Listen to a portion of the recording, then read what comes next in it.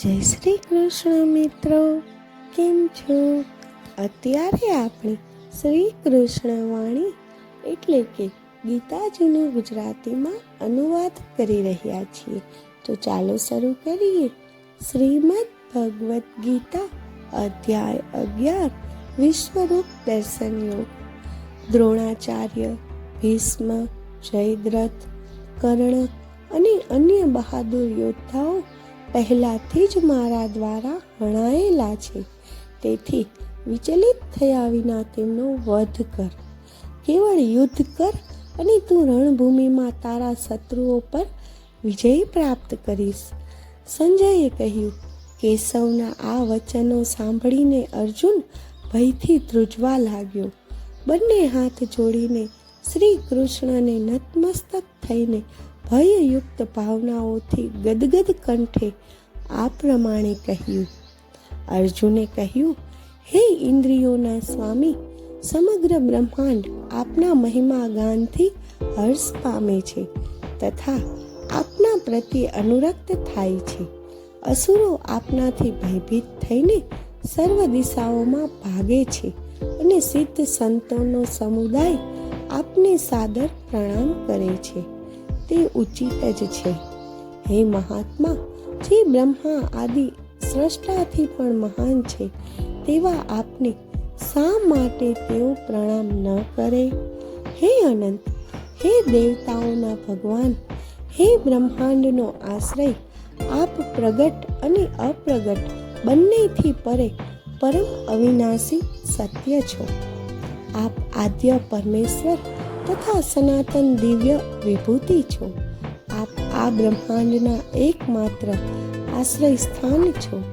આપ સર્વજ્ઞાતા તથા સર્વજ્ઞેય બંને છો. આપ પરમધામ છો.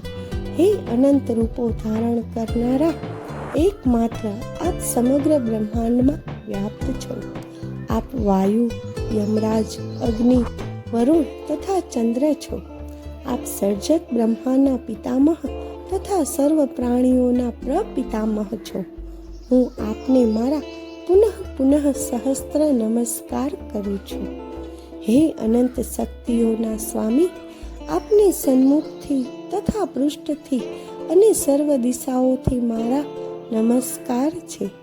આપ અનંત શૌર્ય તથા સામર્થ્ય ધરાવો છો તથા સર્વમાં વ્યાપ્ત છો અને અતઃ આપ બધું જ છો. આપને મારા મિત્ર માનીને મેં આપને હે કૃષ્ણ, હે યાદવ, હે મારા પ્રિય મિત્ર કહીને સંબોધ્યા છે. મેં આપની પ્રતિભાથી અજાણ રહીને લાપરવાહી અને અનુચિત પ્રેમ દર્શાવ્યો છે.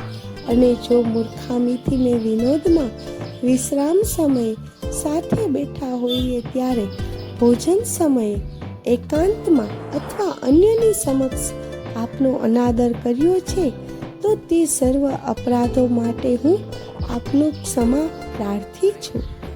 આપ સંપૂર્ણ બ્રહ્માંડના ચર તથા અચર સર્વના પિતા છો. આપ સર્વોચિત પૂજનીય તથા પરમ આધ્યાત્મિક ગુરુવર્ય છો. હે અતુલનીય શક્તિઓના સ્વામી, જ્યારે ત્રણેય લોકોમાં આપની સમકક્ષ કોઈ નથી તો આપથી મહાન તો કોણ હોય?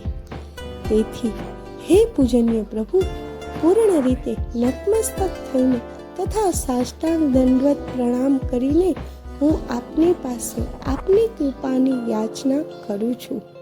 જેમ એક પિતા તેના પુત્રને સહન કરે છે, એક મિત્ર તેના મિત્રને માફ કરી દે છે અને પ્રિયતમ તેના પ્રિયજનને ક્ષમા કરી દે છે, તેમ કૃપા કરીને મારા અપરાધો માટે મને ક્ષમા કરો. જય શ્રી કૃષ્ણ.